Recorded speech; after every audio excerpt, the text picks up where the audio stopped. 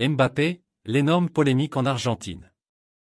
Kylian Mbappé peut s'attendre à un accueil brûlant de la part des Argentins, dimanche, alors que les Bleus défieront l'Albiceleste en finale de la Coupe du Monde. Et pas seulement parce que l'attaquant parisien avait été le premier bourreau de l'Argentine il y a 4 ans lors des huitièmes de finale. Après avoir provoqué un pénalty grâce à une chevauchée fantastique, le Bondinois avait inscrit un doublé. Mais si les Argentins devraient être particulièrement revanchards avec Kylian Mbappé, c'est également en raison de ses déclarations, faites cet été, au sujet du football sud-américain.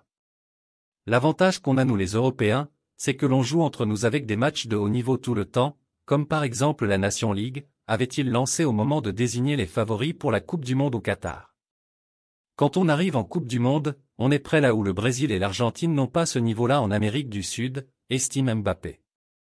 Le football n'est pas aussi avancé qu'en Europe. C'est pour ça que lors des dernières Coupes du Monde, c'est toujours les Européens qui gagnent point. Messi lui avait répondu. Les propos de l'ancien monégasque avaient déclenché une très vive polémique, notamment en Argentine. Lionel Messi ne s'était d'ailleurs pas privé de lui répondre.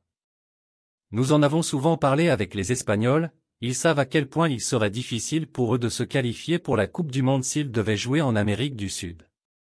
En Colombie, avec l'altitude, la chaleur, ou au Venezuela, il y a des conditions différentes qui rendent la tâche beaucoup plus difficile, avait-il expliqué avant de corriger l'Italie lors de la finalissima.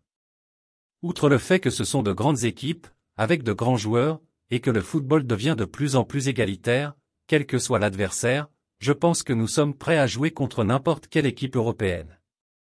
Et Debu Martinez avait abondé en son sens. Jouer la Bolivie à La Paz, en Équateur par 30 degrés, en Colombie où tu ne peux pas respirer. Eux évoluent toujours sur des pelouses impeccables, bien arrosées, ils ne connaissent pas l'an sud. À chaque fois qu'on rejoint l'équipe nationale, on est épuisé et on ne peut pas beaucoup s'entraîner.